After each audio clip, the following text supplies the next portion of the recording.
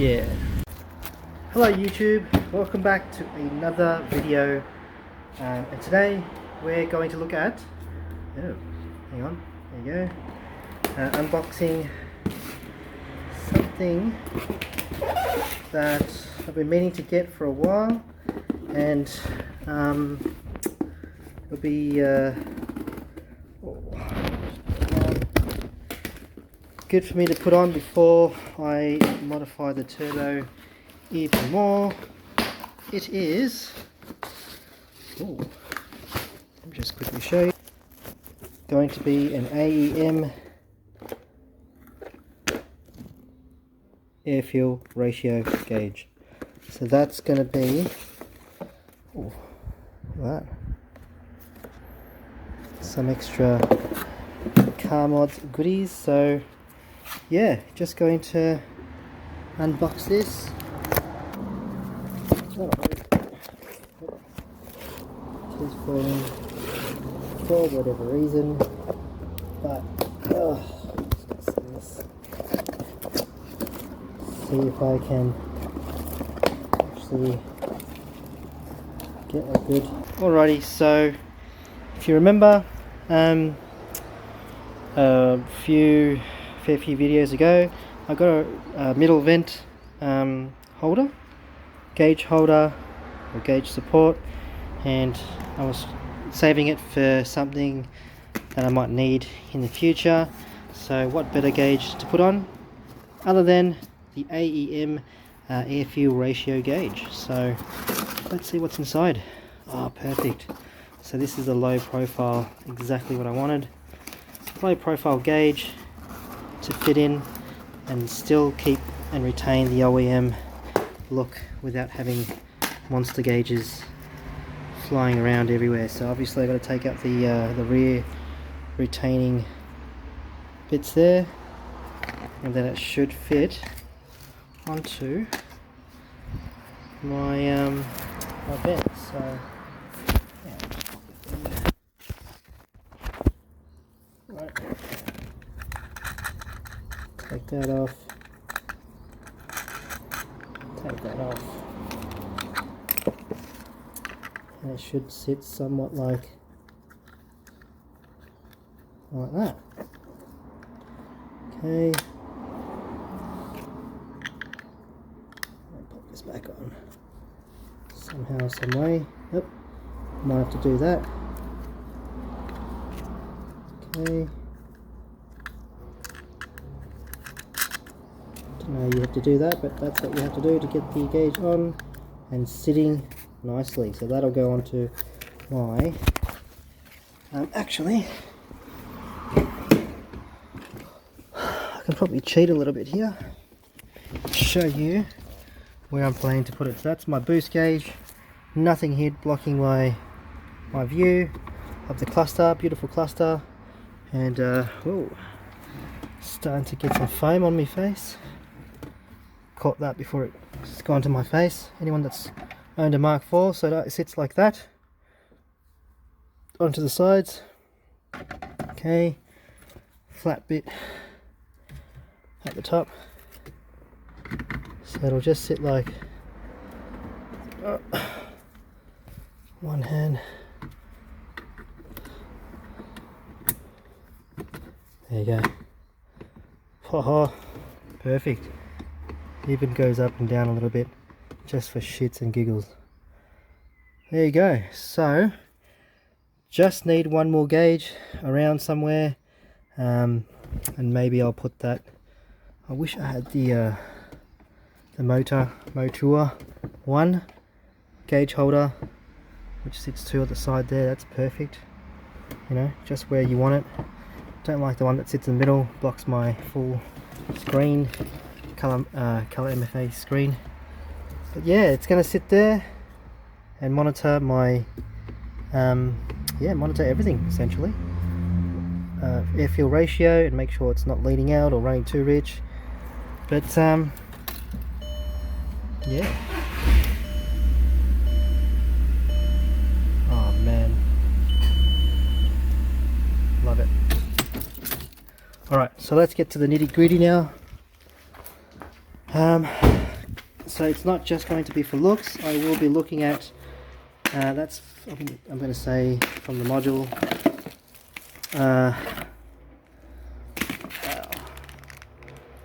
some bung there, in case you need it.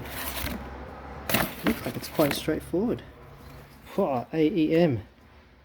There we go, that's going to go perfectly right there. You can't have a garage or a workshop without having stickers all over your workshop. So that's going to go straight. Oh, this is going to be easy. Jack the car up. My downpipe already has a spot for this. Yeah, so very excited. I'm not even going to wait. And this connects up to the sensor on this side to the, I'm going to say, the holy moly. Alright, looks like there's another one there for to power up the unit, I'm going to say. Wow, very cool. Alright, I'll get over and read some of these instructions and go from there. Alrighty, so there's 3 harnesses or 3 different wires. That's to power up the gauge, nothing special there. I just need black and red to go to ignition, and I'll get the power from inside the car. This is going to go underneath the car in the downpipe, and we'll bring it up through there where the car sits below. So I'll leave that here for now. When I jack the car up, I'll deal with that. Hardest part is probably going to get this bad boy all the way in to the grommet. So I've done this before many times, so this size plug is probably going to take a bit of squeezing in, I'd say. But like I said, I've done it before. I'll squish it in.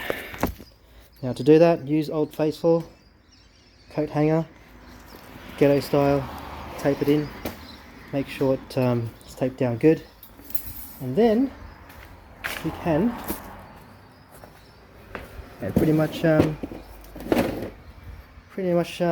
feed it into the car. So that's what we'll do today. Stay tuned for the coat hanger job. Alright, so poked away, 30 seconds, I think she's in. So let's double check, shall we? Can't see anything, so let's get my trusty torch. Alright, so something's hanging loose here. That's the boost gauge. What have I done here? Reach in, poking through, can't see anything.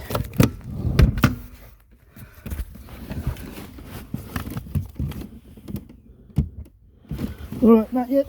Try it again. Alrighty, so I have routed the wires from the engine bay across here. So this is the signal wire. I've yet to connect the O2 sensor, so that's a different piece. I'm trying to work out the power now since the car is still on the ground. And this is the power. So I'm trying to feed. I might have to take all this stuff off first. But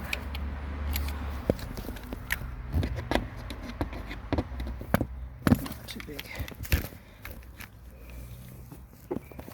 Might have to take some more interior parts, pieces off to feed the wires into the middle dash. Right, you are. So to run the wires up into the vent, you need to drill a hole. To drill a hole, I'm going to remove the whole vent. There's one screw there, T10 or T15 there, and it comes off. And I've taken the water tray so I can get my hand under it and just push the lights out or push the buttons out.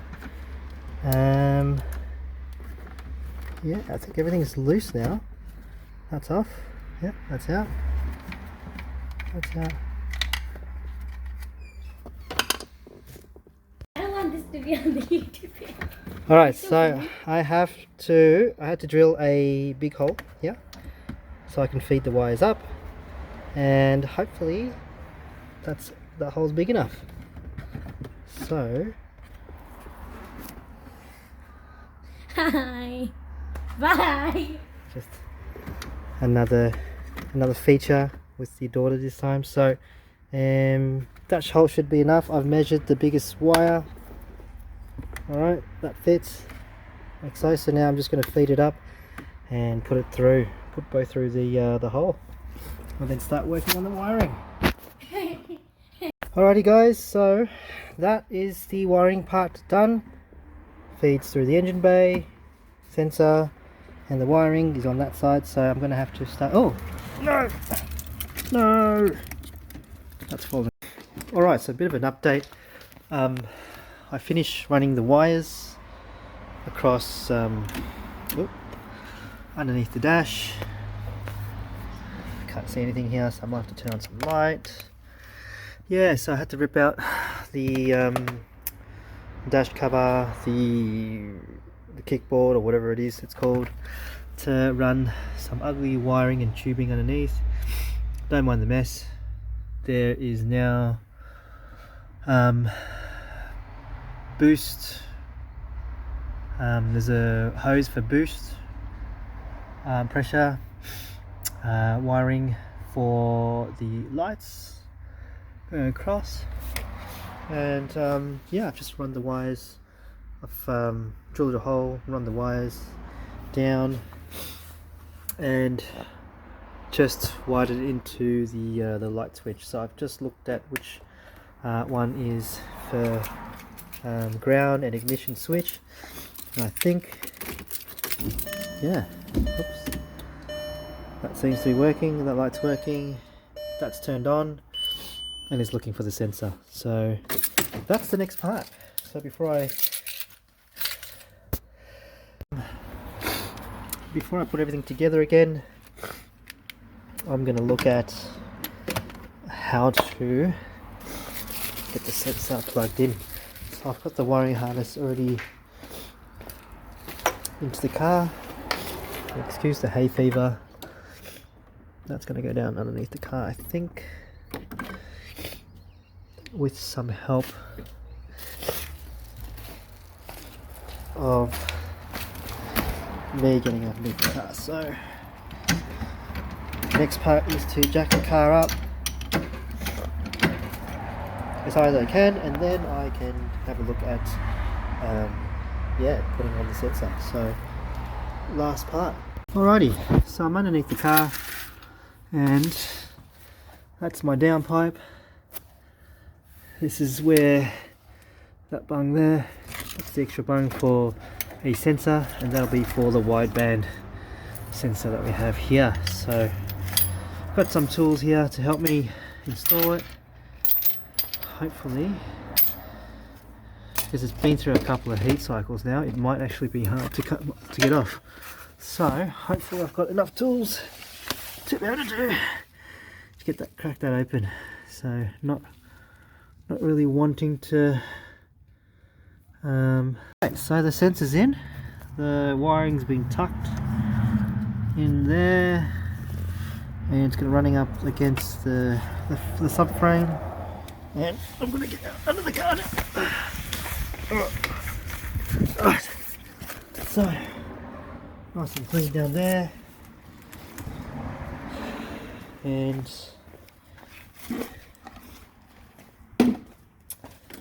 going to do some more wire work up here, I suppose, so that it's nice and neat. So yeah, that's pretty much done. Like, what I need to do is just make it neater, which I'll do now, and then come back to, actually I'll give it a test.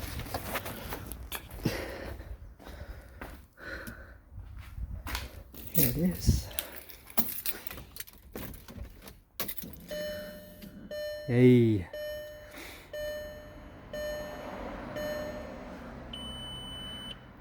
It's heating it up actually. So sensor's in, the heating component's in, and yeah, I mean not heating components, it's just plugged in. It'll do its thing now, and yeah, very happy with that. So I will continue to clean it up. Alright, so I've got the wire tucking done in the engine bay.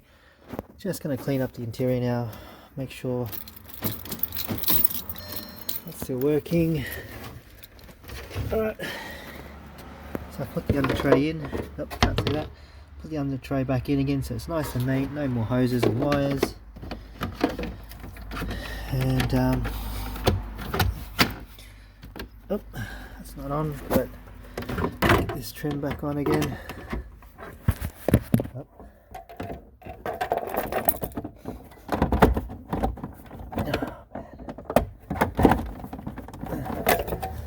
Is that? That's back on. Okay. I don't think there's any more bolts. I think, if I'm not mistaken, from here it is just that.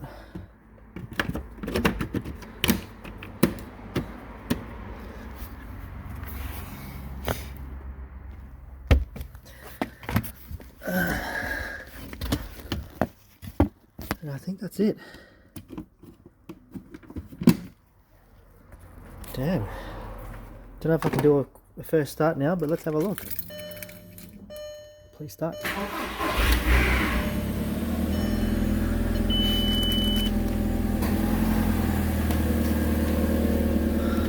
That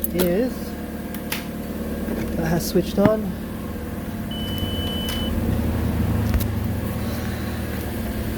Just moving the car stuff.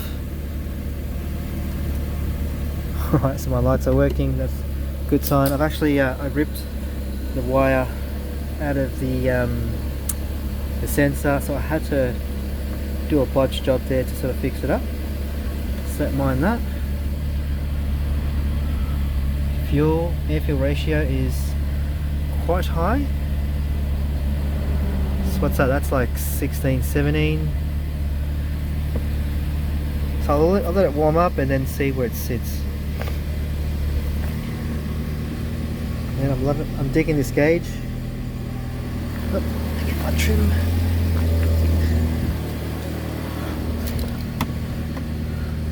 So I don't know if that's the right way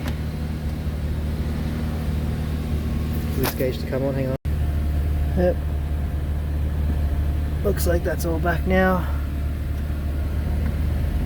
So that's sitting nicely now, 14.7, 14.5. Yeah, so I was just running a bit rich for cold start. And oh man.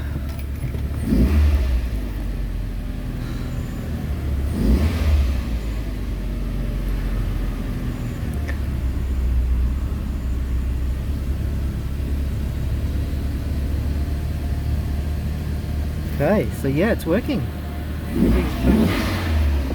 Gauge is a little bit. That's working as well.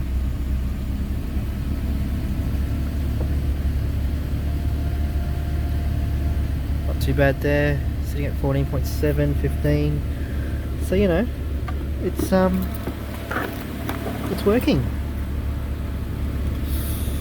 Nice one. It's the first time actually doing an actual gauge, AFR gauge, and yeah, that's perfect. That's sitting exactly where I want it. What are you doing? Daughter's just messaging me.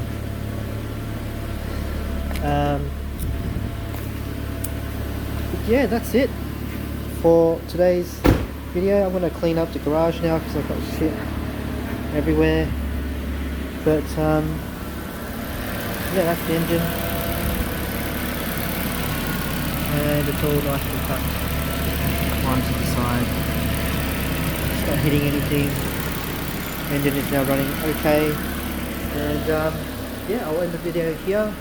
So if that's helped you, then yeah, give us a thumbs up, or just, you know, if you have any questions about the install, yeah, send me a comment. I'll try and get back to you with an answer, like I do with other comments. But otherwise, yeah, thanks a lot for watching, and see you in the next video. Cheers.